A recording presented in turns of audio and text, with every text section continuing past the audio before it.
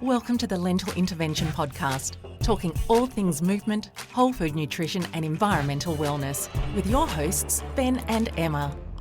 Hello everybody, welcome to episode 7. My name is Ben Adelberg, coming to you from Auckland, New Zealand, and joined, as always, as you've come to expect, by Emma Strutt in Boona, Queensland, Australia. Welcome, Emma. Hi, Ben. How are you going? I'm good, thank you. So excited for today's guest, but I'll let you introduce. Okay, so we've got a pretty phenomenal guest lined up for you guys today.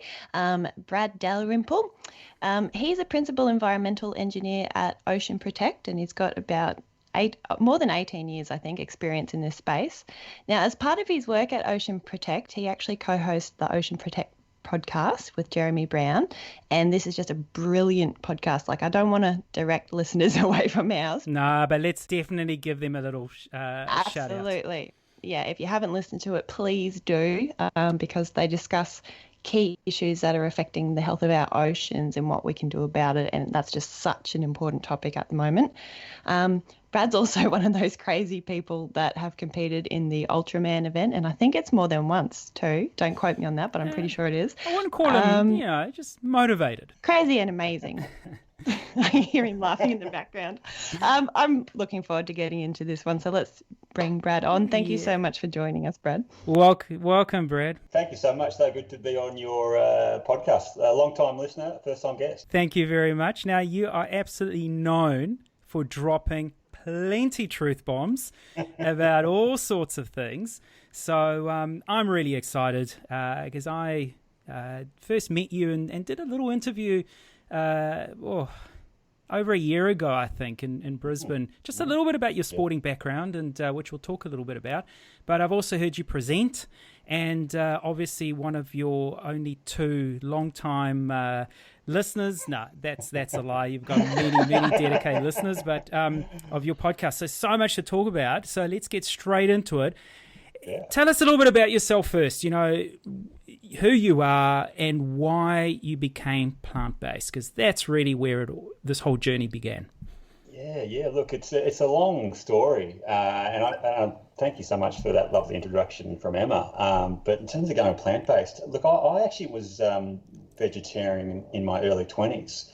I guess I thought it was just the right thing to do from an environmental perspective. So obviously my profession and passion is environmental protection and conservation, and I just thought it was the right thing to do. But to be honest, I didn't really know what I was doing.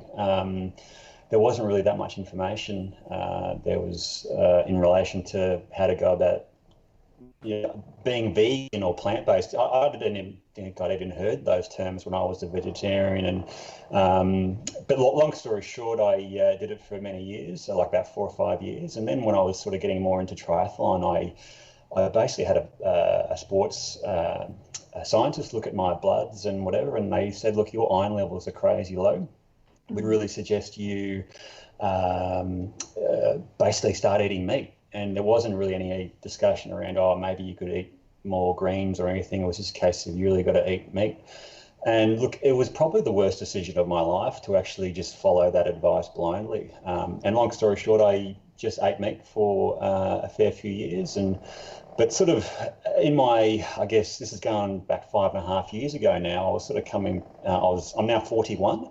And I was I was 35, at the time, and I'd basically been racing triathlon for about 15 years or so, and was just getting injured all the time. I was really worn out, and I was just like, well, I'm getting old, I've had a good run. I'll probably a good time to sort of just hang up the Lycra and just quit triathlon. But I thought, look, because I don't have to do sport anymore, I can maybe become a vegan. And that term was actually around by then. But I thought, look, if I'm going to do it, I'm going to do it properly. So I went to see a sports. Before that, I actually was on a bike ride with a friend of mine, and I sort of told him how I was thinking about being a vegan. And I remember him thinking he'll probably say, oh, look, yeah, nice knowing you. Good luck with the non-sporting life now. You're going to be a weak and lethargic and individual, and all your muscles will fade away to nothing. And I remember him turning around and saying to me, oh, that's great, you're going vegan, you'll be so much faster. And I remember thinking, hang on, what? it was the total opposite of what I thought he'd say. And it really sort of, I guess, sparked my interest in maybe becoming vegan, but still doing triathlon. And I went to see a sports nutritionist because I wanted to do it properly. And I read a whole bunch of books around, being plant-based and an athlete. And much to my amazement, there was other athletes who were vegan and plant-based, and like the Rich Rolls and the Brendan Braziers of the world, and NFL players, and all these sporting people. And it was really just a shock to the system. But obviously I wanted to experience it for myself. I remember probably 2 or 3 months into being vegan, I just knew I was fitter and faster and stronger. I just felt so much better. I for the previous 12 months, I'd had on again, off again calf tears, so really struggled to get any consistent training. But within 2 months of going vegan, all my calf and other sort of body ailments just faded away, and I could just feel myself getting fitter and stronger and faster. And I remember I rocked up to the Mooloolaba Triathlon, and it's an event I did okay at, but never really sort of troubled probably the top 10, and I came second in that event. And that's sort of that's the National Triathlon Championships. That's a massive event, globally. Yeah, I was just like, wow, second place. And then I rocked up to, I never forget this, I did the Brisbane Budgie Bolt, which is basically a 6K run through the city in your budgie smugglers. And I remember at one point I was so far ahead of everybody, it basically seemed like I was running by myself. And you're running through the city with all the people knocking off work, and they must have been looking at me running in my budgie smugglers on my own because I was so far ahead. I remember thinking, I've taken the wrong turn here? No, I had a streaker. Yeah, I felt like that. But it was just, for me, it was just a real eye-opener how much better I felt being plant-based. I just couldn't believe it.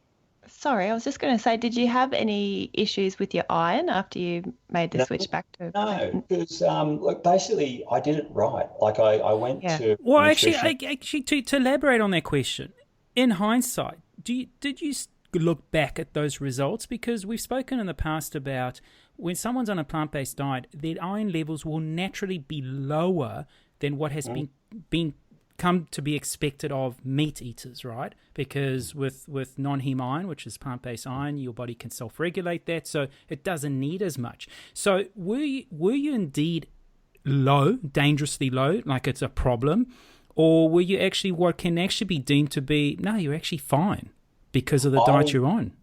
Yeah, look, when I got my blood test, the sports scientist said, like, they're crazy low. He said, look, if I could, I'd inject you with iron right now. Yeah, right, okay. And to be honest, like, test results aside, I did feel lethargic. Okay. And just sort of, I guess, the classic iron deficiency symptoms. But to be honest, I didn't know Were what you I was being doing. vegan or plant-based or whole food plant-based? Vegetarian at that I was stage. vegetarian, Right, so I okay, still had a little bit of dairy, but I wasn't doing anything like, trying to eat more greens, or I never had green smoothies. But to be honest, I don't think I ever ate salads and stuff. I just There's your answer. There was still a lot of processed foods as well, so a lot of breads and pastas and stuff. So at the time, it was just getting rid of the meat, but not really replacing it with the appropriate. Exactly. Yeah. And I think, to be honest, I honestly think that's a key mistake that a lot of people make. I think it's wonderful that people make the ethical decision to not eat animal products. But I think when you do that, you do need to be mindful about, okay, where do I get my iron from, my calcium from, dare I say my protein from, maybe if you're an athlete. But I just had no idea. I just cut it out and didn't do anything to sort of, get my iron and calcium from another source, basically. So, yeah, I had no idea what I was doing. And so, but look, fast forward back 5.5 years ago when I decided to do it properly. Yeah, it was pretty simple. Like, and I still maintain those same tips and tricks. So, have a green smoothie every day and try and maximise my greens. And to be honest, it's pretty simple. But the results, the benefits that I felt from going plant-based, it's honestly, I just thought it was the secret sauce. And look, from that, I just improved out of sight. I spent the next year or two just winning everything. I think for about a year or two, my worst result was a second place. I won, national championships in sprint and Olympic distance triathlon, and it was just like, well, this is the edge. And I remember thinking, well, how come no one else is doing this? Like no one that I knew was vegan.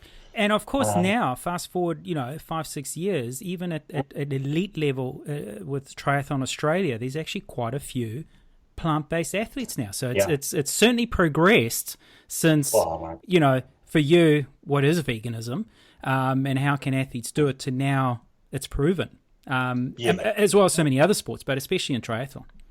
Yeah, I think there's been a few key things. Like I think the age of like Netflix and free sort of documentaries, like movies like Game Changers, for example, literally have been a game changer. I think people have sort of stood up and taken notice.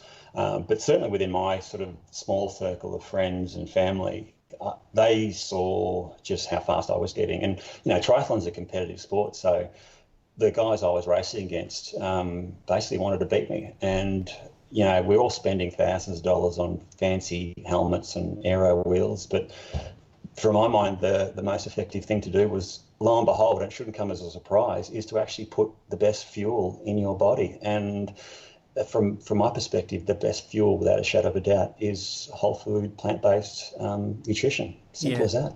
Well, a lot of athletes do think they're putting the best fuel, taking the best approach, step in keto diets and high-fat, low-carbs and all that. And to be fair, a lot of athletes are performing, but unfortunately it's the long-term health benefits that could be the issue there. So, you definitely have shown and living proof of the amazing turnaround at a later, it's usually in the 20s that people show their true potential. Okay, this guy's good. He's going to be good through the various age groups as he ages up. But you've come in late in the piece. But now, what possessed you to really step it up? Sprint distance, Olympic distance, Ultraman. And not just once. And to our listeners, what is Ultraman? Ultraman is a 3-day multisport event that comprises of a total, over the 3 days, 10 kilometers of swimming, 421 kilometers of cycling, followed, or not necessarily in that particular order every time, but 84 kilometers of running. So not an Ironman, which is already a big deal, but Ultraman. What? Yeah, I've got nothing more to say here. Look, there was method to the madness, and it probably was madness. And I look back and go, my goodness, that was crazy. But I think it came back, like I'm fundamentally, I'm passionate about the environment. And I sort of stumbled upon this sort of plant-based diet or lifestyle, and just recognised it was hugely beneficial from a health and performance perspective. But fundamentally, I knew that it was a fantastic thing to do to mitigate your own personal impact on the environment. But obviously, when you go down the warren hole of the reasons to go vegan, you sort of also encounter the animal ethics and other sort of reasons like that. And you just look back and go, well, how come no one else is doing this? And you just essentially become, like I certainly did, I became a very annoying vegan. I sort of just wanted to make everyone else go vegan. And I think we all go through that stage. Gosh, they were annoying when I wasn't. But what I found, the more I sort of tried to ram veganism down people's throats, the more they ate meat. And I experienced that firsthand just in my own family, and it became more and more frustrating. So after a while, I just stopped doing it. But what I noticed is that my immediate friends and family were, I guess, thankful that I stopped nagging them about being vegan, but they consistently saw my results for a year or two, and I could see how much better I was performing. And that's what made people at least consider a plant-based or vegan diet, or at least reducing their meat intake. They could see, you don't need meat. You don't need meat to have your protein. You don't need meat for iron, etc. You can actually function very well, but also probably better on a plant-based diet. And I found more and more people around my sort of immediate circle of friends and family were essentially either significantly reducing their consumption of animal products or going fully plant-based. And that was really motivating for me. So, and I guess to get back to the Ultraman thing, like I was winning all these races, and I won some big races, and that really got a lot of attention from my friends and family. So more and more of them were going vegan or reducing their meat intake. But then I was thinking, well, what's the biggest thing I can do? What's the biggest challenge I can do to really sort of put beyond any sort of doubt amongst my friends and family that this is the way to go. Let's completely step out of my comfort zone. But also, to be honest, I was sick of, I was getting a bit tired of just doing these races and just winning. And it sounds egotistical, but I was actually really looking for a new challenge. Yeah. But the planets aligned, and I came across this event called Ultraman Australia, which actually is hosted in my in the town that my parents live in Noosa. So I actually grew up in Noosa. So logistically, it was actually quite an easy event for me to sort of, I guess, at least go to. And like Ben indicated, the event is crazy distances, and it was obviously a major step out of my comfort zone. Like this, I'm used to racing 1 or 2 hour events. This is a crazy distance event over 3 days. Had you done Ironman before? Yeah, no, by that stage I'd never done any sort of, and again, I'd actually tried to do a half Ironman as a when I was eating meat, and completely blew up, like had horrendous cramps. And I did that twice, and both issues happened again. Like my body just fell apart. So for me to go, oh, well, I can't even do a half Ironman, but I just had so much confidence in my new sort of diet. And by that stage, I'd probably been plant-based for 2 years or so. I was just so confident that I would be fine. So I had to do an Ironman to actually qualify for Ultraman. So at that stage, I had to do a sub 14-hour Ironman, and I knocked out a sub 10-hour Ironman. And that's pretty solid. That's pretty solid, especially for a first time, for sure. Yeah, so it was a 950 at Cairns, and then I did a 929 at Busselton Ironman. But look, I just had a lot of confidence in my own, I guess, physicality, primarily because I thought I was on the secret sauce, having this plant-based diet. Where did you really see a lot of these impacts? It was, we always talk about recovery, were you finding that you go for a super long run and you wake up the next day like, well, actually, I can train fine. I'm not, stumbling downstairs for the next 3 days. Or, was that certainly an area you found? And yeah, 100%.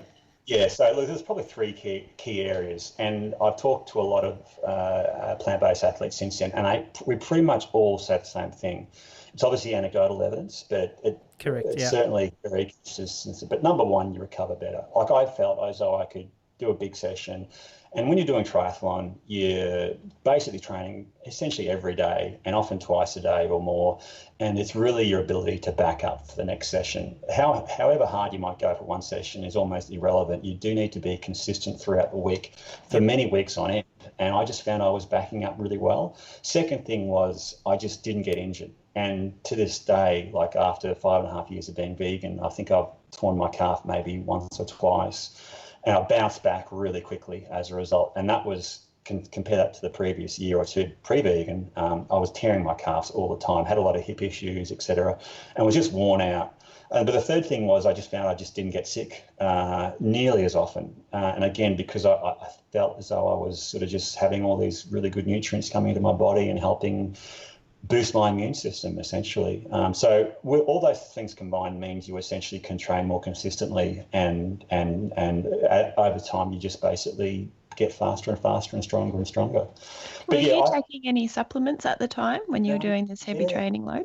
No, really, it was just the only thing I took, and I still take this day, is just a B12 supplement, which is just a little tablet under my tongue every day. Yep. And I take a little bit of Vital Greens protein, Vital Greens sort of powder, in my green smoothie every morning, and that's it.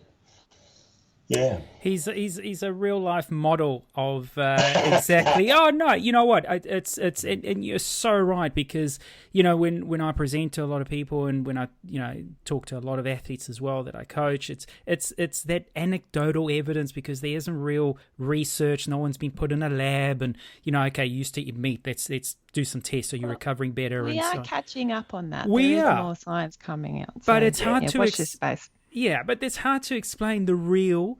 It's real. You do feel different. You wake up in the morning and you just like, I can do this, my experience now, triathlon for 20 years plus, now I've delved into another crazy sport of ultra marathons, and I'll do my super long run. The next day is meant to be a recovery run, in inverted commas. We invented that. I mean, recovery and pain. But I can run. I could never do that before. It's hang on, I can actually, it's anecdotal. What data do you show that here's my improvement from 10 years ago? It's real. And the need for supplements, save your money. Yeah, but keep in mind, I guess, like as human beings, we love stories. We generally, like at least for the layman, we don't read the scientific research journals and stuff like that, but we love hearing other anecdotal stories. Yeah. But one thing about ultra endurance, but also triathlon, is that you always have a weakness. So very rarely is an athlete good at all three disciplines. There's always something you need to work on. And so I think triathletes are probably more prone to sort of trying to find out what is the edge, the secret sauce.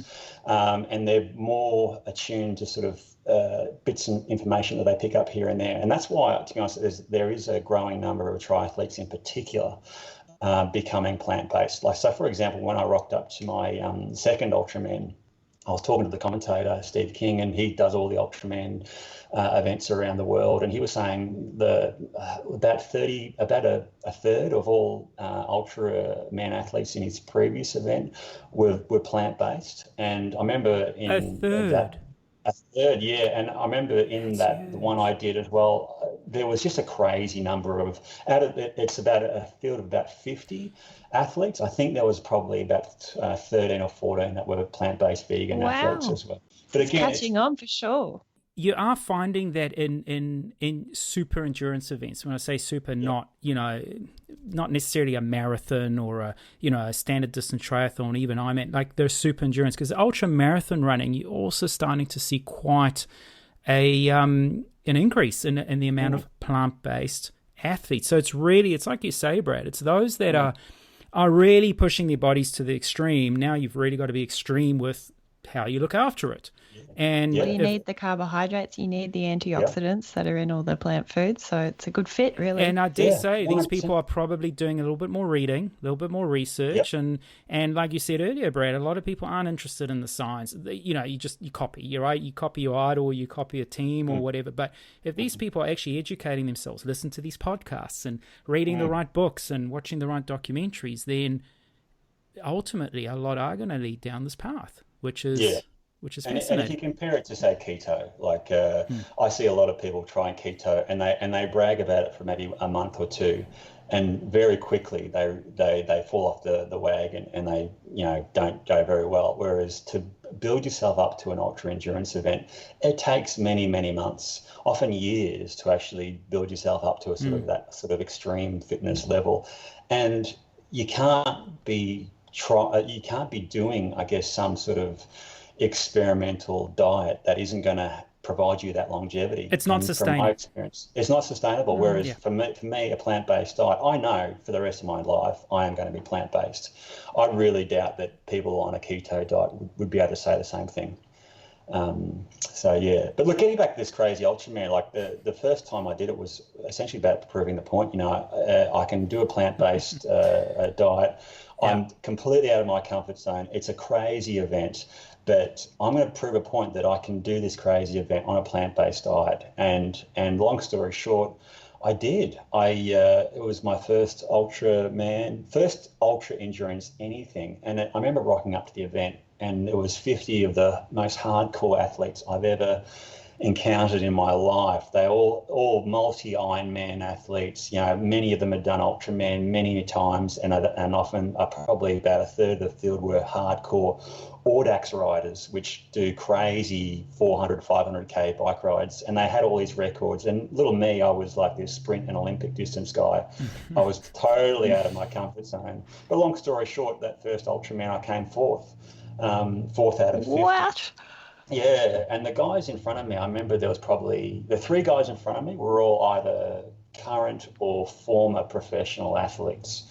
And I was probably the first guy who was essentially just an age grouper. And I was obviously working full time as well. And look, to to prove the point again, I did it the second time around and came fifth in that field. And again, it was only really the guys in front of me were either professional athletes, former professional athletes, or triathlon coaches.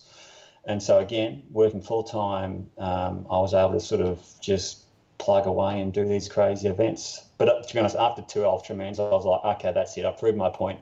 Time to be a sort of. I was going to say, you proved your point after one. It's enough. Thanks. What's the next challenge now? Where do you go from there?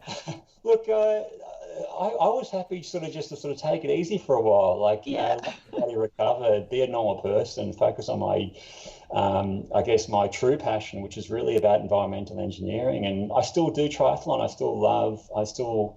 Like I said, I'm 41, but I still feel really fit and strong. And I still do sprint and Olympic distance triathlons, and I really, really love it. Yeah, I love being outside, love racing, love competing. Well, there's a particular event you took part in last year, but we'll get to that a little bit later because it ties in nicely with the stuff we're going to talk about. But you've been talking a lot about your passion for the environment. One of the key drivers why you became vegetarian and then ultimately vegan, plant-based. Talk to us a little bit about that, because I've personally seen you present on that. Fascinating stats and information, and and in a way that is easily understandable and is impactful, in my opinion. Talk to us a little bit about that. Oh, look, it's pretty straightforward. Like, I think fundamentally we all care about the environment that we live in, and to be honest, we have to, because there is no planet B. But people often don't know how to mitigate their own personal environmental impact. And a lot of people think we need to rely on government to sort of lead the way. It's rubbish. The greatest change we can make is by individuals. And the single biggest way to reduce your own impact on the planet is by going vegan, or at least reducing the consumption of animal products. So there's a whole bunch of reasons as to why reducing your consumption of animal products is beneficial to the planet. I can talk to that if you want me to, or go for it. Give us some key pointers. It's always good to be reminded of these. You might struggle to shut me up for the next probably who knows how long, but because I can talk about this underwater. But look, there's probably 5 key areas that. Which is why animal agriculture is such a horrendous thing for the planet, and why going vegan will reduce your own personal environmental impact. So the 5 key areas are around deforestation and land usage, number 1. Mm-hmm. Number 2 is about water usage. Number 3 is about water pollution. 4 is more about fisheries, and 5 is about climate change. So look, fundamentally, like if I just focus on deforestation and land usage for a second, like in Australia, which is where I live, Australia has one of the highest rates of deforestation in the world, and the main reason for this is clearing land for livestock, and that's pretty consistent across the planet. Animal agriculture is the number 1 cause of deforestation and those sort of impacts. And look, there's the key reason for that is just because animals just require so much land. So give you a key stat, like out of all the mammals in the world, only 36% of the mammals are humans, but 60% of those mammals are livestock. And only 4% of mammals are actually wild animals. If you look at birds, only 30% of birds in the world are actually wild. 70% of all birds on the planet are chicken and poultry and stuff like that. And these animals need a lot of land. So you need far more land to produce beef and lamb, etc., than you do, plant-based alternatives. So, you need far more land per 100, per weight of protein than for beef and cattle and lamb than you do plant-based. It's as simple as that. If from my own backyard, for example, I've got a veggie patch and I've got all these fruit trees, whatever. I live in a small block in Brisbane, workers' cottage, small backyard, but I've got a veggie patch full of stuff: banana trees, lemon trees, lime trees, orange trees, whatever. I couldn't have one cow in my backyard. So obviously I can grow a lot more land, grow a lot more food per unit of land than by just doing the plant-based stuff. And when I clear that land, I remove essentially just destroy the ecosystem. And again, animal agriculture is the number one cause of species loss and biodiversity loss in Australia and worldwide. So when we clear this land, these animals that live in these forests and sort of other areas can't just pick up stumps and move somewhere else. They generally just die. Okay, that's the big one. That's a really easy one for understand. Then you can look at water.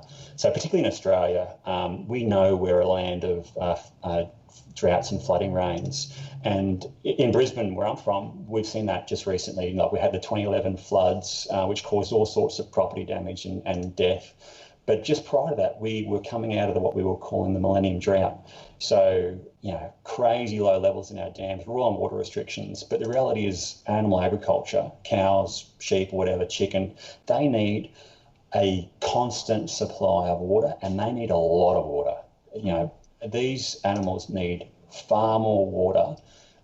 So basically you need far more water to produce animal protein than you do the plant-based alternatives. And it's just crazy from my perspective that we actually grow so much cattle in Australia in particular, given that we do have such scarce water resources.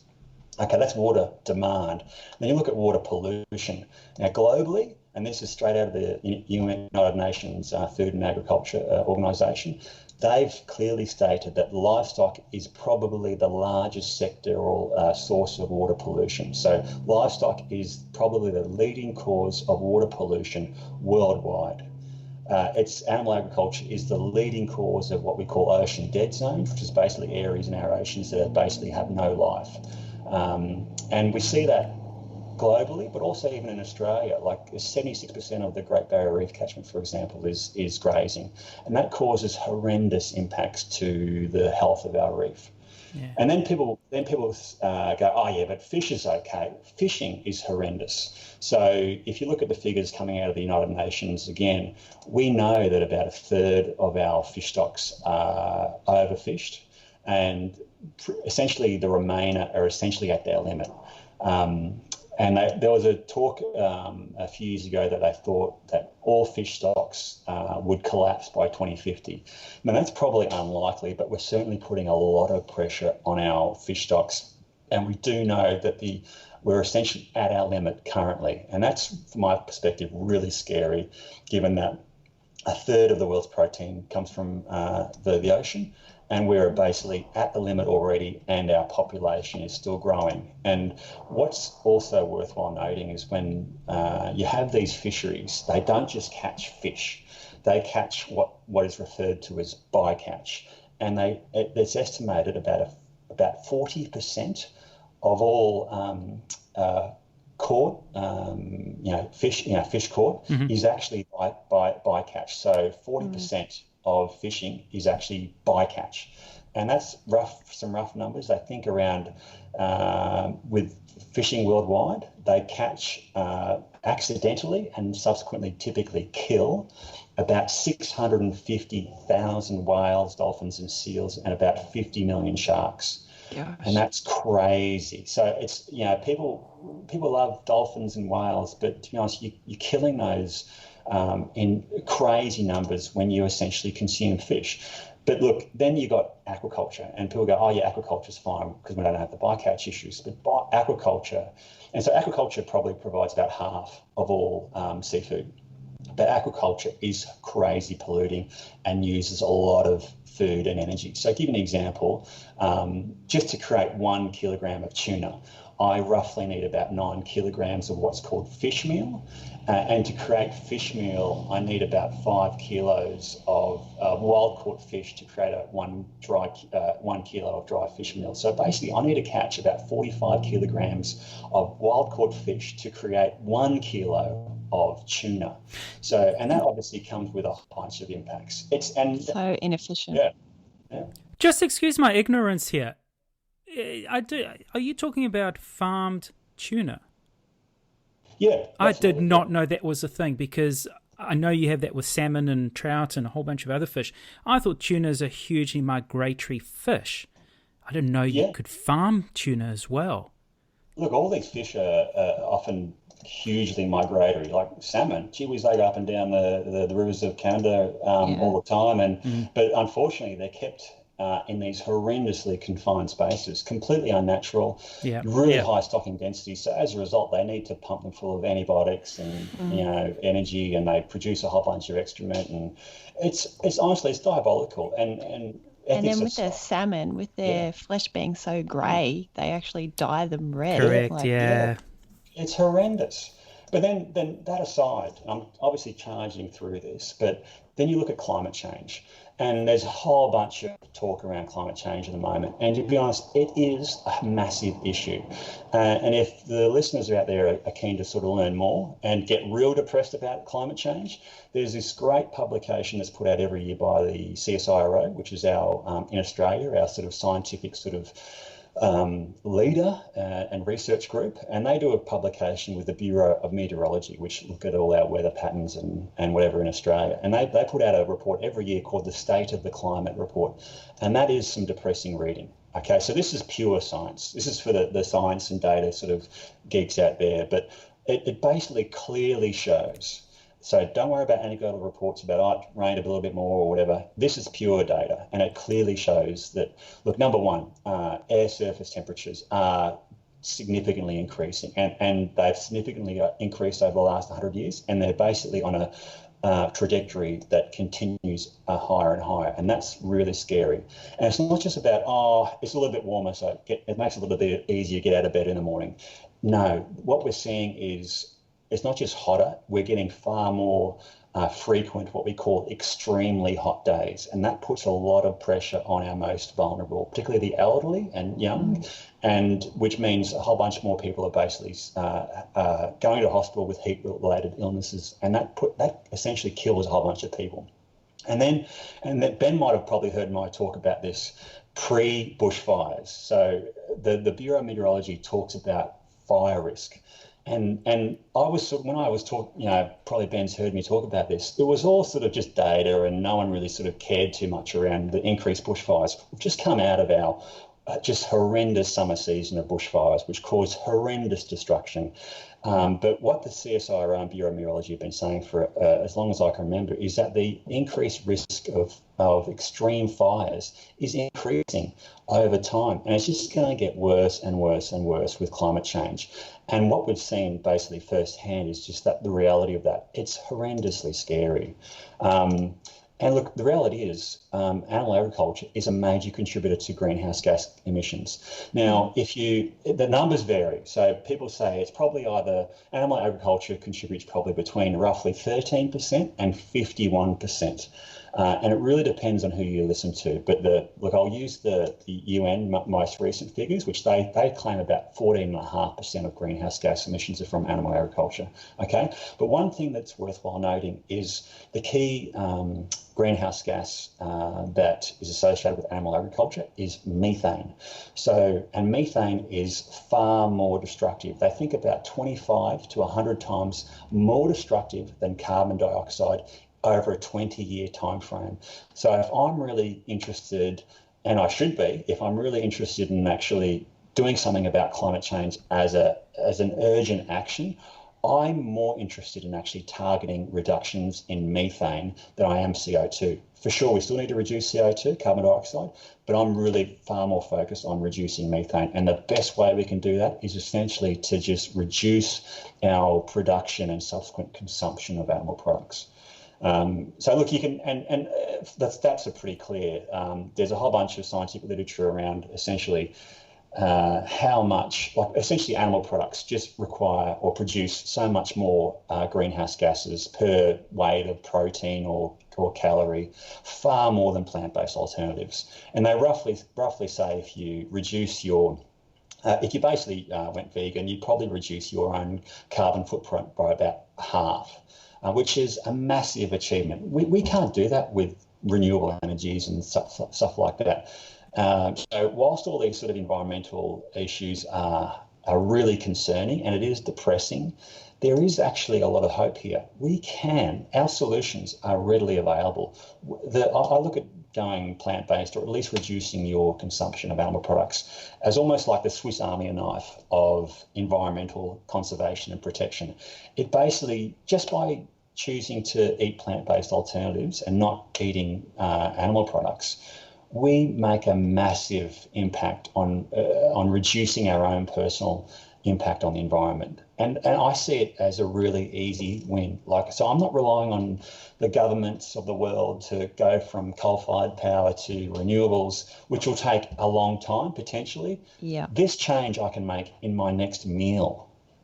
Exactly. That's such an important message, because I know so many of my friends are getting so depressed at the lack of action from government, but we have a fair bit of power in our own hands to, achieve something really good. I mean, people criticize activists for taking a flight to another country to do the promotional work, or it's one flight is, on an airplane, even never mind a private jet, a jumbo jet, it's not going to make the same impact as how you live in terms of what you consume. And consume is not just food, because veganism is not just about food. It's just not needing to kill animals, full stop. So we don't need to farm animals for any use, not just food, but for leather goods, for handbags, for sporting goods, for making glues, because it's not needed. There are alternative solutions.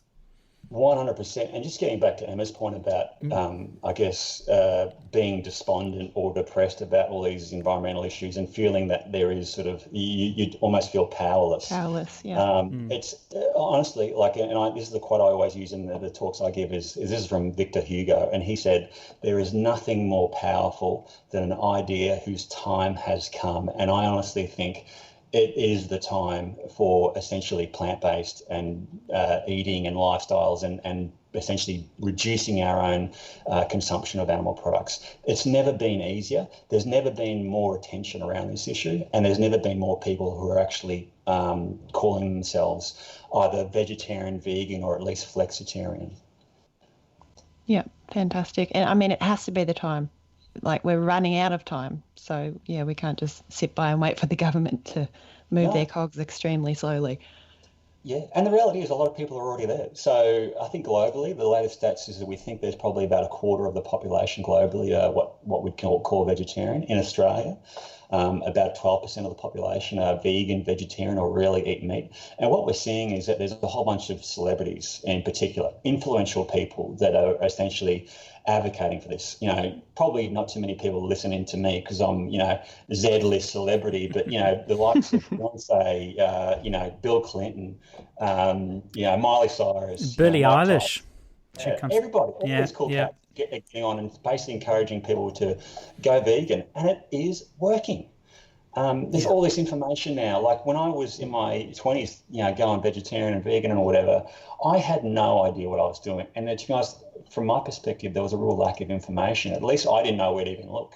Whereas nowadays, you turn on Netflix, there's, Forks Over Knives, there's the Game Changers, there's Cowspiracy, there's, and obviously all these books that are available now that essentially just weren't available 5-10 years ago. Yeah.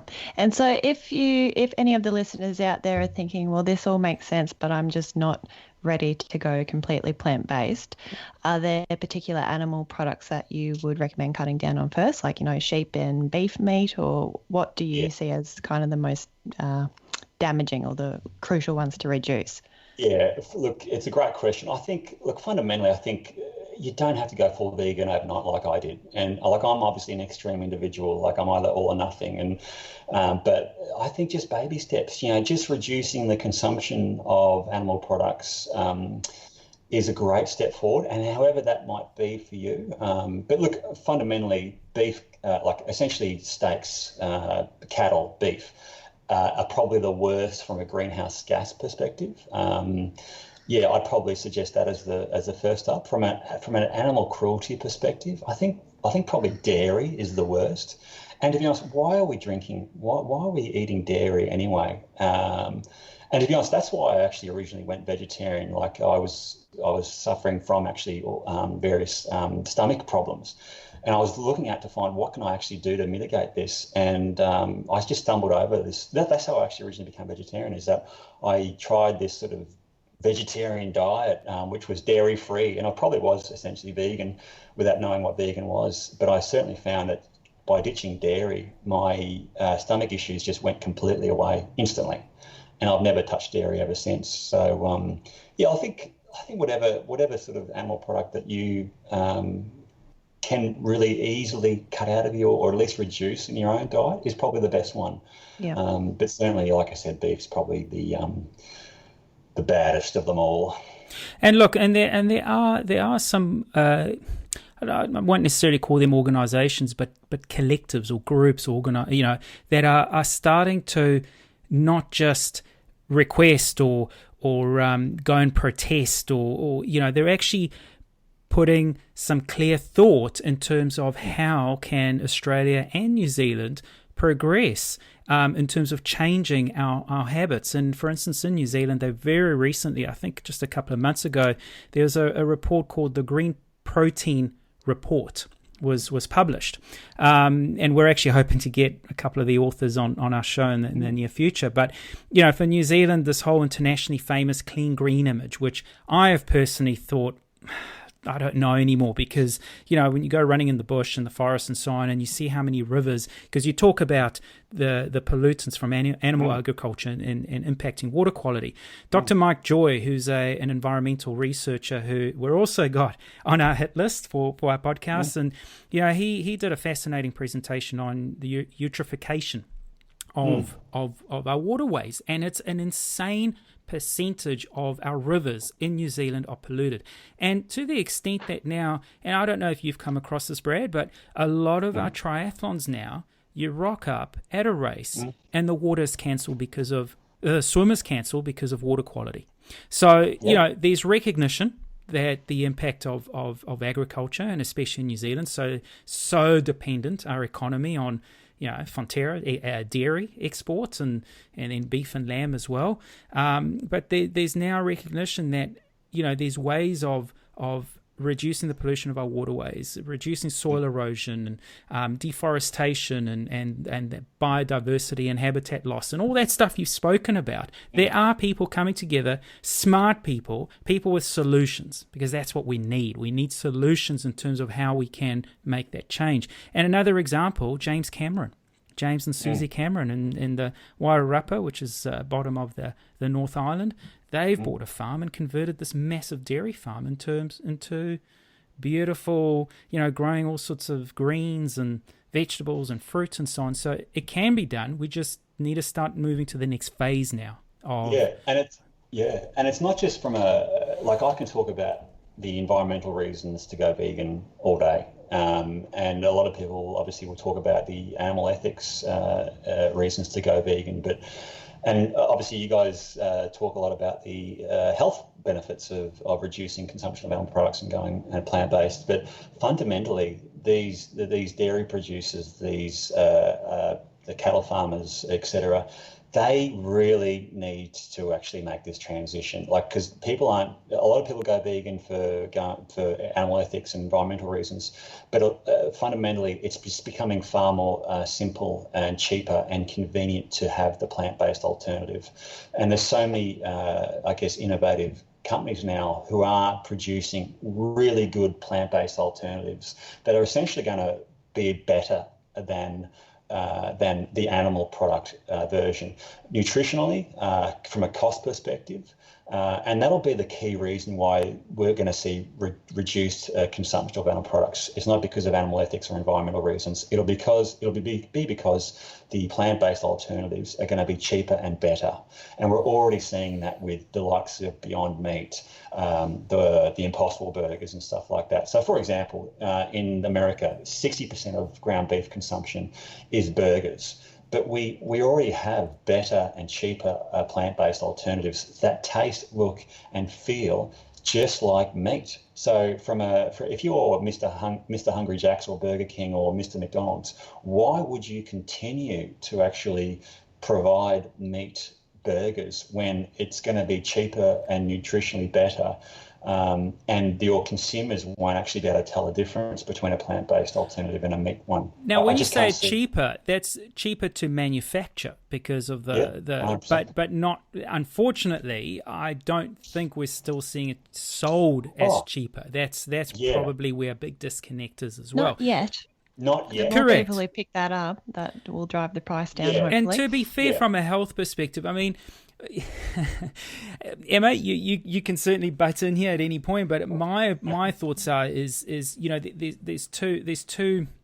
I know that the more global approach in terms of accelerating change and getting more people on board is the replacement. Okay, I still want a meat, inverted commas, burger, so give me a replacement.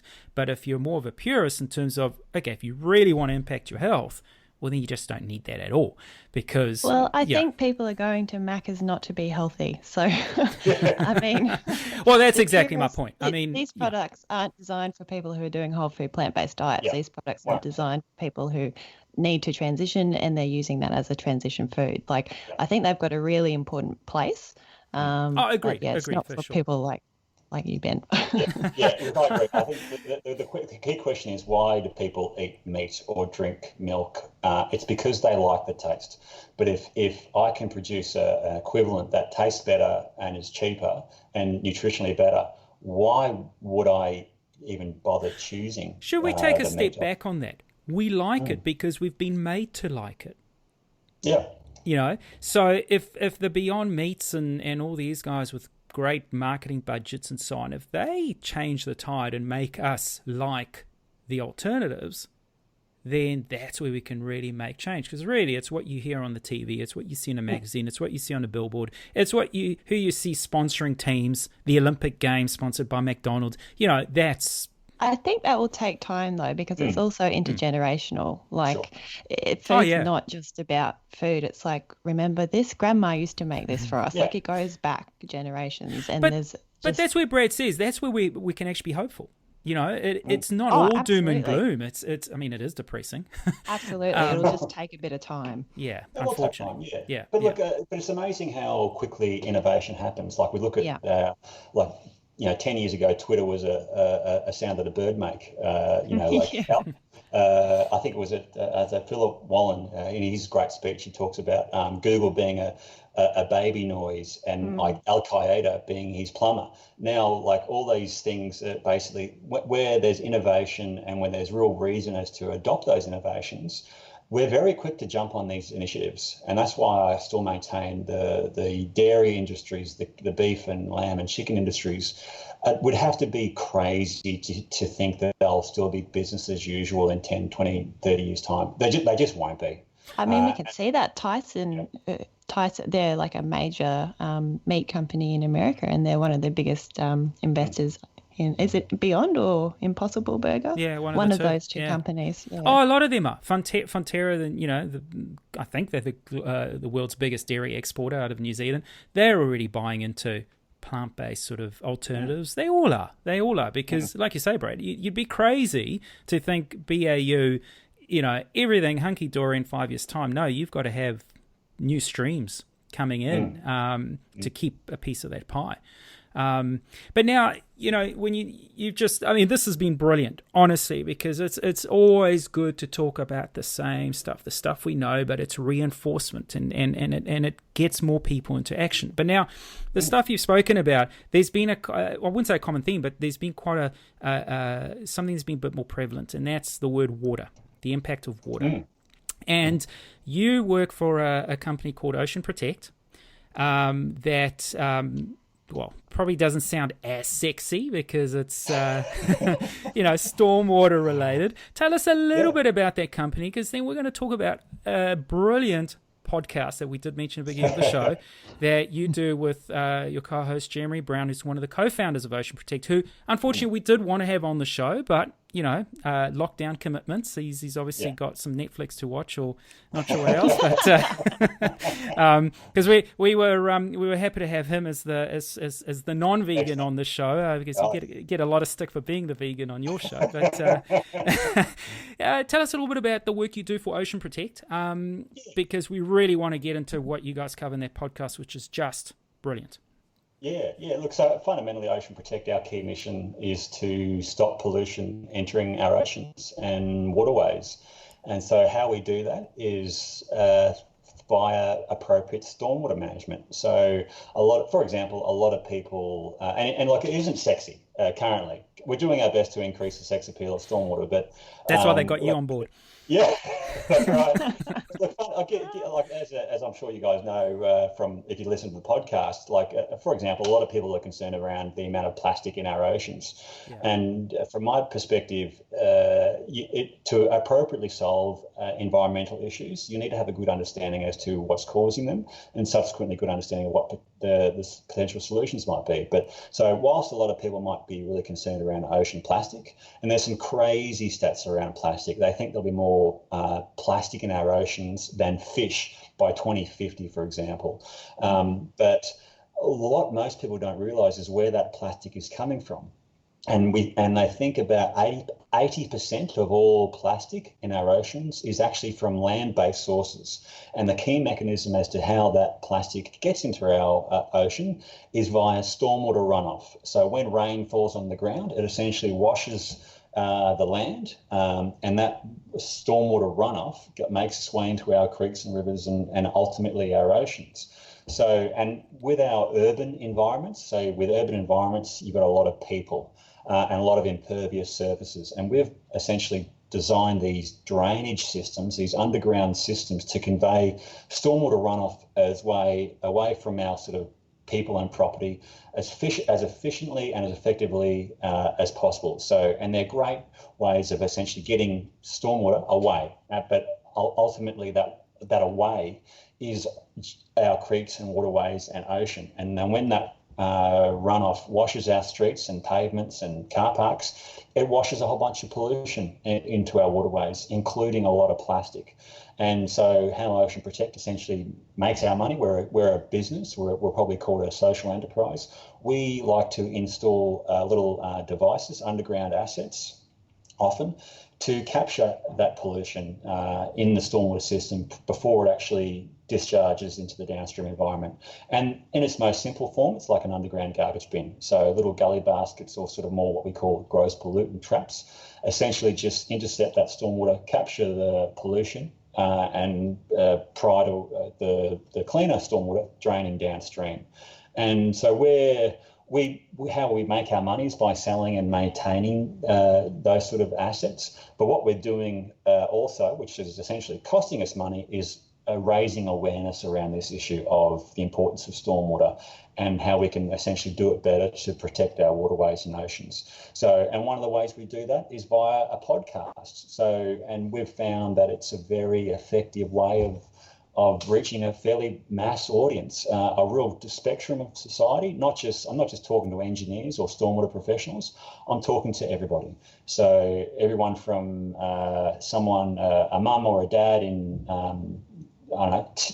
Italy, or a stormwater professional in Melbourne. But the key thing is we're getting this message across, talking to a whole bunch of experts, activists, scientists, etc., about the issues around the key issues facing our oceans and essentially what we can do about them. But a key focus is obviously the amount of plastic in our oceans. And because it is a massive issue, it's probably, out of all the environmental issues facing the planet, it's probably the top three. So the top three issues facing the planet are probably climate change, deforestation, and ocean plastic. But ocean plastic is a really easy one to solve. So we've seen a lot of attention around the amount of how big the issue is and how depressing it is. And there's been some attention around, let's just clean up the amount of plastic in our oceans. So you might have seen guys like Boy and Slack with his ocean cleanup. But from our perspective, that's actually a very ineffective way of reducing the amount of plastic in our oceans. We've essentially got to stop it from getting in there in the first place. Before it gets there. Yeah, absolutely. It's a concept that you guys constantly refer to, called, instead of mopping up, it's turning the tap off, basically. Yeah, exactly. Yeah. Exactly. That's a really... Oh, sorry. Go on, Ben. No, carry on. I was just going to say, that's a really important point. Like, it's ending up in the waterways, but then it also ends up in our food system. Biomagnification. Yeah. I mean, there was a really interesting study in Sweden a couple of years ago. Yes. And there was actually plastic in human feces. Like it's coming back to us. So we need to. Yeah. I think that study found, like they surveyed a whole bunch of people in Sweden and found that, plastic is in us. Now, what we find, and we talk to a lot of scientists around ocean plastic who look at plastic in seafood and seabirds in particular. And the key question we ask them is, okay, there's a huge amount of plastic in our oceans. Is this a human health issue? And currently science is saying possibly, but we don't know. But the key message we're also getting is we're not really looking at this issue and from my perspective, we're not looking at the issue because we don't want to know the answer. And it's not difficult to join the dots. There's a whole bunch of plastic in our ocean. It's not just about plastic either. So we use plastic as a sort of this, I guess, it's a pollutant that everyone understands, but there's a whole bunch of because it's more visible. It's more visible than chemicals in the water. Yeah, exactly. But unfortunately, plastic is like a big sponge or a little sponge, which absorbs a whole bunch of other pollutants, really nasty chemicals, heavy metals, PCBs, and those sort of things, which can cause a whole bunch of health issues. And we see that, plastic is entering into seafood. So we know fish and other sort of marine species consume plastic. And we do know when they consume plastic, those other pollutants are absorbed as well. And those pollutants will actually go into the flesh of the fish species. And ultimately, humans often eat that fish and subsequently consume those pollutants. Now, whilst it's difficult to say how that might be impacting on our human and on our own health, it's pretty easy to join the dots. If there's pollutants in our oceans which are consumed by fish, and we consume fish, we are consuming those pollutants. So from my perspective, it's another reason to not eat fish. I'll give you an example. In Sydney Harbour, for example, Sydney Harbour is downstream of a very large area, very large urban area in Sydney, very highly urbanised, a lot of people, a lot of pollution. They've actually banned commercial fishing in Sydney Harbour. Why? It's because it's so polluted. They know that, I think the recommended intake, if I eat more than one shrimp per month, west of the Sydney Harbour Bridge, if I eat more than one shrimp west of the Sydney Harbour Bridge, I'll exceed my recommended intake of dioxins. Now, dioxins is a carcinogen, and that's just one waterway. If I eat a small amount of seafood, I exceed my intake. But what about the rest of the ocean? What about the rest of our waterways? What about the pollutants that we actually don't really know too much about, what we call emerging contaminants like PFAS and that sort of stuff? And we had a guest on talking about PFAS, for example, and PFAS is a really nasty looking chemical, and we just don't know much about it. But we do know it bioaccumulates, it enters into the flesh of species such as fish and animals, and when we consume those products, we consume the PFAS, and that PFAS often goes into our own flesh, and it stays there for a very long time. And that, from my perspective, is really scary. So from my perspective, just another reason why I want to eat essentially low on the food chain, plants, veggies, fruits. As soon as I go eating further up the food chain, essentially animals, I'm essentially eating more and more essentially pollution. These species, these animals, these fish are bioaccumulating various pollutants, and I just don't want a part of it. Now, the PMAS is found in fire retardants. Is that right? Was that the podcast that they use at airports when they're doing their fighters are doing exercises on putting out fires and so on. You're right. So PFAS is, for example, this is just one contaminant. So PFAS is used in firefighting foams often. So a lot of airports will have, I think all airports worldwide have their own on-site firefighting or fire training facility. So they test their equipment, they train. But keep in mind, PFAS is in everything. A whole bunch of stuff. It's used as obviously firefighting foams. And how many fires have been put out all across our urban environment? Oh gosh, let me tell you guys. I don't know. It probably made the news across, but in Auckland, they're building a real fancy schmancy new convention centre, and some poor new lad on the job left a blowtorch on, and basically it was days and days and days of firefighting. They had to shut the CBD down.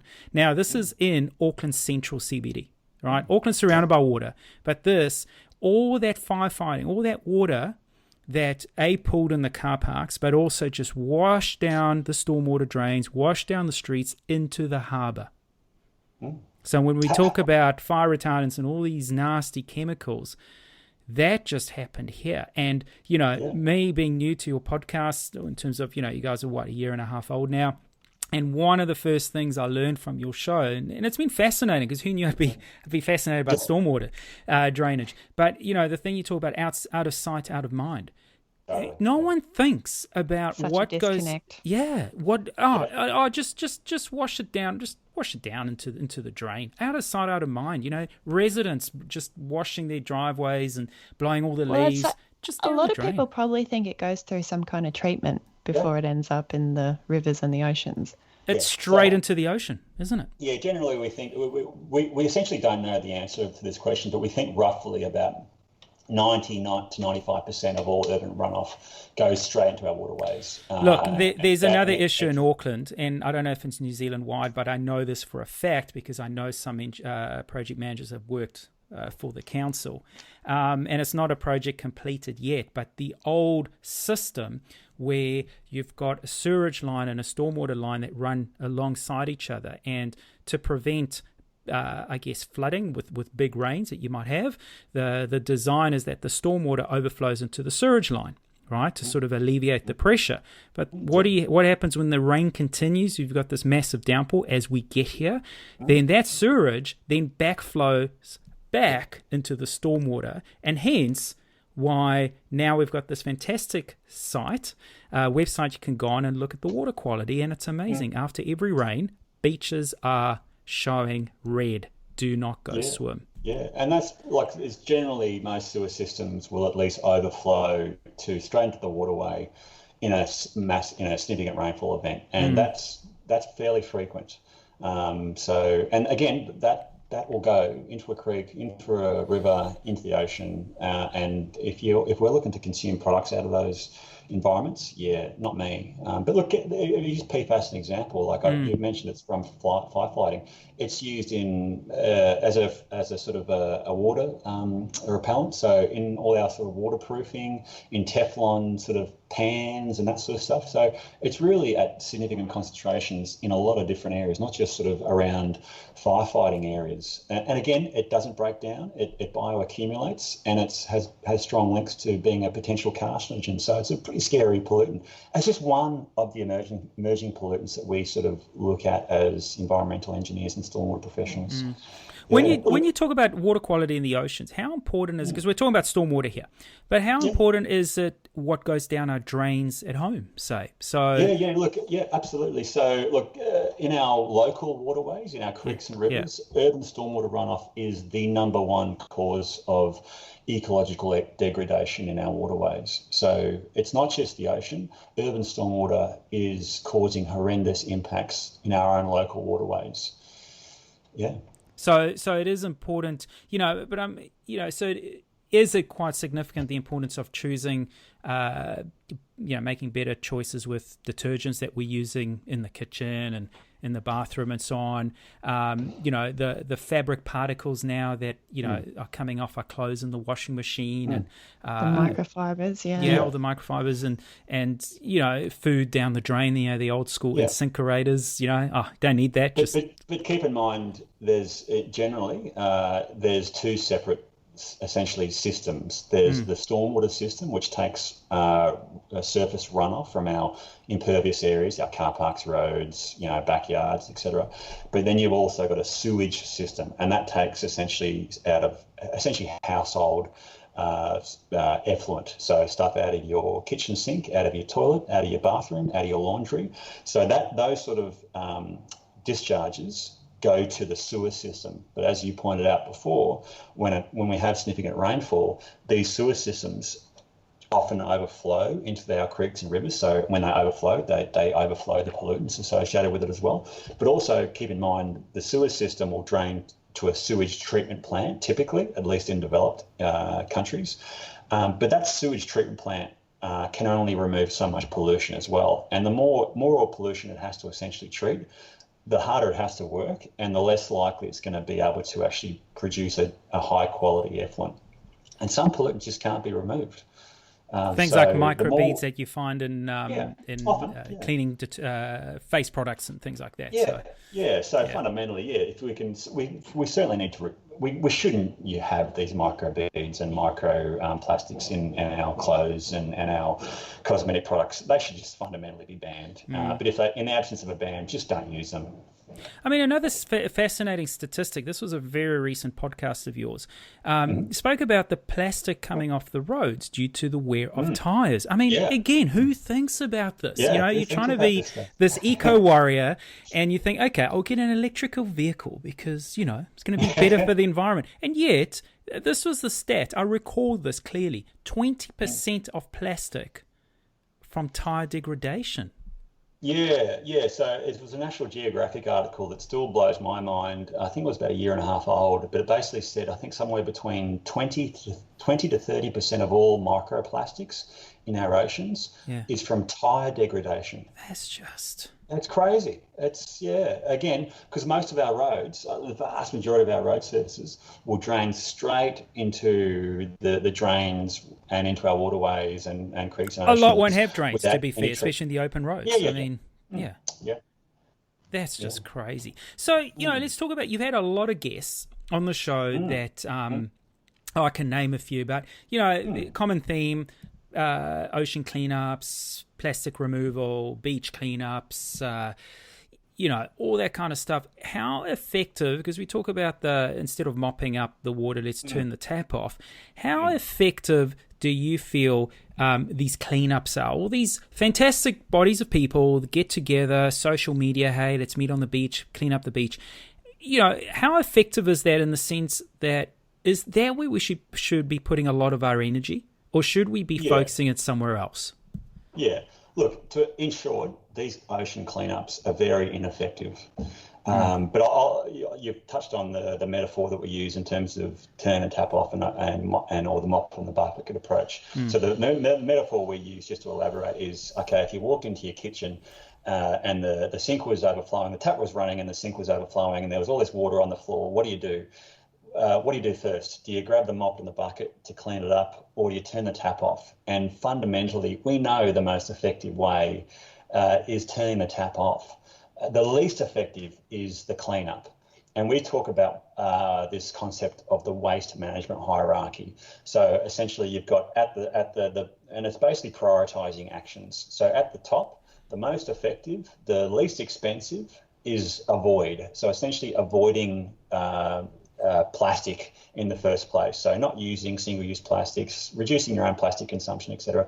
The step below that is reducing and recycling. So maybe use it a little bit occasionally, but try and reduce the amount of plastic you use. And if you are going to use it, try and recycle that plastic. Next step down is stormwater treatment. So we know that our devices, and if they're either our devices or other people's devices, if they're appropriately installed and maintained, they're really effective, but they're nowhere near as effective as just avoiding the plastic in the first place, or at least reducing or reusing. But the last on that list, the most expensive, the least effective, is cleanup. But what we've seen historically, at least in recent times, is there's a lot of attention around cleaning up ocean plastic. And you've probably seen Boyne Slack with his ocean cleanup, and now he's raised gazillions of dollars around the ocean cleanup, and that's essentially floating berms in the Pacific Ocean, trying to capture plastic and remove that from the ocean. But a couple of key things around that, and it's not just about cleanup being least effective, most expensive. He can only focus on the ocean surface. So these berms are at the ocean surface. And we know that roughly out of all the plastic in our oceans, only about 1% of ocean plastic is at the surface. So the vast majority of it, we think probably about 94%, is actually on the ocean floor, and the rest is sort of in between, and we think about 5% ends up on our beaches. That is scary. That's a scary statistic.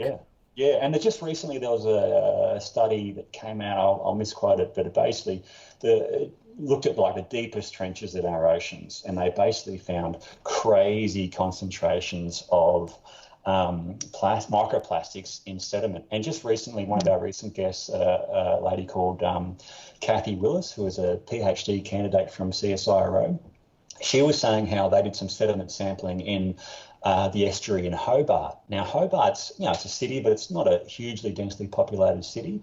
But they found when they took samples of the sediment in the estuary, so this is sediment at the bottom of the estuary, they found for every gram of sediment, there was 1 piece of microplastic.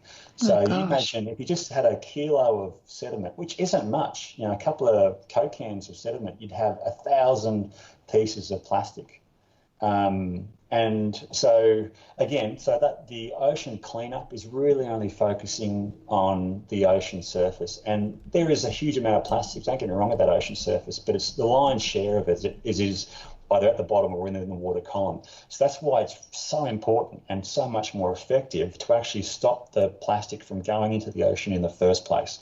Now, Boyne Slat has developed this interceptor just recently. So he's putting these essentially berms trying to put them in the most polluted rivers in the world. But still, that's only focusing on floating plastic.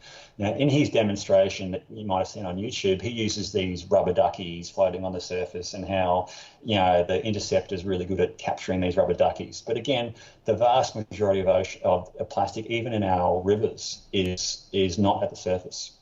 So again, it's far more effective to stop the pollution from getting into our waterways and ocean on land, essentially, before it enters the ocean. Once it's in the waterway, it's really hard to actually remove.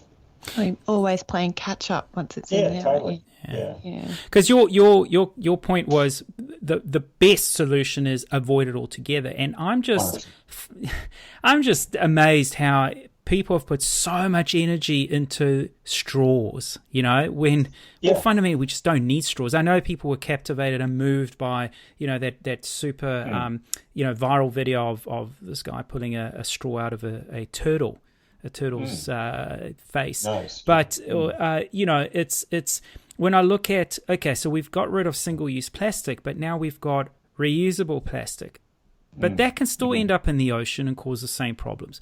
We've got plastic that can be recycled, but no one recycles it, or compostable plastic, but no one puts it in the compost. They still put it in the normal rubbish bin, or it still ends up in the bush on the side of the road and effectively into our waterways. And there is no difference between that and single-use plastic, or am I wrong? Yeah, look, like a lot of people think biodegradable plastic is much better, and I guess it's probably a little bit better, but if it's still entering our waterways and breaking up, it's still pretty bad. Fundamentally, it's far better just to not use plastic, particularly the single-use plastics. They're the ones we see in our oceans and waterways and in our beach cleanups at the highest numbers. It's like, so and I know you have, Ben, if you do these cleanups, the number one thing most people see is cigarette butts. We just need to, if you're stupid enough to smoke, don't, but at least put it in the bin. But fundamentally, apart from cigarette butts, the key pollutants that we see in our waterways and oceans, and ultimately in our devices where we actually install them, are the common single-use plastics. The wrappers, the single-use water bottles, the plastic bags, and that sort of stuff. So it's pretty easy just to not use these single-use items. It's crazy simple, really. And it also feels like we've gone a little bit backwards with this COVID-19 thing, because whilst a lot of people have been using keep cups and reusable, when they go for a takeaway coffee, they'll take their keep cup, which is great, good on you for doing your bit. But now with this limitless contact, you're not allowed to use those now. So people are back to single-use cups, and what I find is worse than the cups are the lids, because the lids always blow off, and those are the ones you find more than the cups. And as well as McDonald's, the lids to their super-sized bloody make you fat Cokes and everything else. So there's certain some themes you come across when you do a beach cleanup. Yeah, it's amazing. It's amazing how many single-use plastic lids we see. We see cups, but in far greater numbers, we see lids. Yeah. So as long as people can make sure that they're appropriately disposed of, or just not using them in the first place. Yeah, fantastic. You don't need the lid. Yeah. You don't need a also, straw. You don't need a lid. No. But look, getting back to COVID, it's worth. Yeah, you're right. Like we've gone a little bit backwards because everyone's concerned around hygiene and whatever, which is fine. But it's worth noting that COVID is an unprecedented sort of period in our time, and it's only a short time frame relative to our sort of typical life. So I'm optimistic we'll sort of get back to, I guess, some normality fairly soon. Let's hope we don't see more face masks in the waterways now. Yeah. Now, last year, you enticed Jeremy to undertake his quite a significant sporting event. But actually, on all serious notes, it's a fantastic concept. It was the Bali Hope Swim Run. Tell us a little bit about the whole thing. Yeah, look, so the event is all around raising money for two charities. One was the Bali Children Foundation, and the other one was being the Friends of Lambongan. So the Bali Children Foundation is all about educating kids in Bali, and Friends of Lambongan, they essentially took whatever money we could raise and put it towards various initiatives on that island. A key one being they've got a recycling facility on that island, and they recycle with very little money. They recycle huge quantities of plastic on that island to essentially reduce the amount of plastic pollution on that island and subsequently going into the ocean. So the event was all about raising money for those two charities, and ultimately that we were myself and Jeremy. So swim run events are teams of two. So I partnered up with Jeremy, and there was probably 15 other teams of two, all from various parts of the world. And we came together and did this swim run event. And I think ultimately this was in total about 3K of swimming and about 20K of running in very hot conditions. And you're interchanging between the running and the swimming. So total of 3Ks of swimming, but it's done in small chunks. So you're swimming, then you're running, swimming, running. You're getting hot, then you're getting fed up with swimming, then you're getting chafing, then you're back in the water. Look, let's not make it sound too bad because it's no Ultraman. No, but I've been trying to. Honestly, it's a great event. And look, I'm obviously got a bit of background in sort of multisport, but Jeremy doesn't, and he's not a plant-based person by any stretch of the imagination. But look, to his credit, I think he did really well. So we were out there for about 3.5 hours all up, and we were out of the teams of 15. I think we came about 4th or 5th. So we were very happy with that. But look, fundamentally, it was all about raising money and awareness around the work that these guys do. So it was a great event. I'd highly recommend it. And what did you guys see because you visited the recycling plant? And there were quite some revelations that you made there. Oh yeah, look, I just couldn't get over how much they do with so little money. They recycle a huge amount of plastic on that island, and a lot of it's not local plastic, is it? Yeah. Look, I can't remember where it was all coming from, but there was certainly a lot of it. But I remember thinking, I think there was a huge proportion that was actually organic. And with a very small amount of investment, I think we'll say, I don't know, 20 grand, they were looking at doing a composting facility. And with the composting facility, they could basically recycle near 100% of the material that was coming in. So, yeah, look, it just showed you that it doesn't take much investment on these islands to make a huge difference. And what the plan is still, was to essentially use this island as a bit of a template, get sort of the infrastructure and the education in place and essentially roll this solution around to all the islands around Bali. Because again, plastic pollution is a big problem, but it's one we can actually readily solve. And this is certainly a big piece of the puzzle. And have you also found through some of your guests that a lot of plastic that ends up washed up on beaches in sort of Southeast Asia area, around Indonesia and Philippines and so on, that a lot of it does actually originate from, well, I won't just drop Australia in it, maybe a little bit from New Zealand, but a lot from Australia, actually? Yeah, we're essentially all downstream. So we know the CSIRO research shows that the vast majority of plastic in Australian beaches and in our waterways is from Australia. The vast majority of plastic in obviously Asian beaches is from Asia. But then you go to places like in the middle of the Pacific Ocean, like I don't know, like Henderson Island, or even Lord Howe Island, which is off like 500 k's off the east coast of Australia. The plastic's coming from so many different locations. It's really hard to sort of point the finger of blame at anyone. But yeah, like once it gets into the ocean, it goes into some crazy areas, and ultimately plastic doesn't break down, it breaks up into smaller and smaller pieces, and it just stays in the ocean for a very, very long time.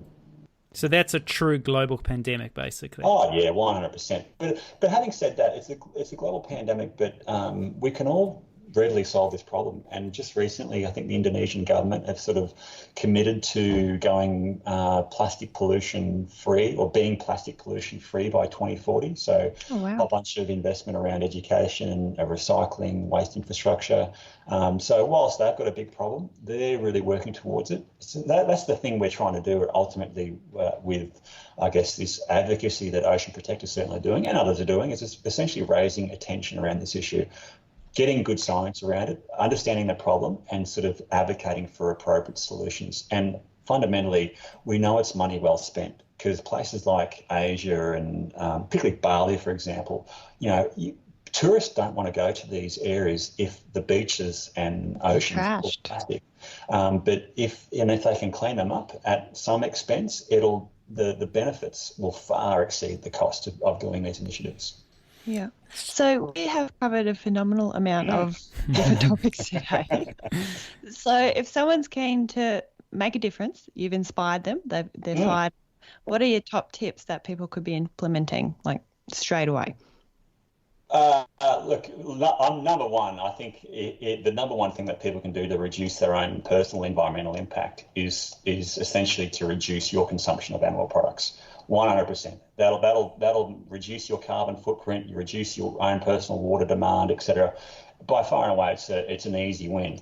From a plastic perspective, the key thing that I'd be suggesting is just try and reduce your own personal consumption of particularly single-use plastics.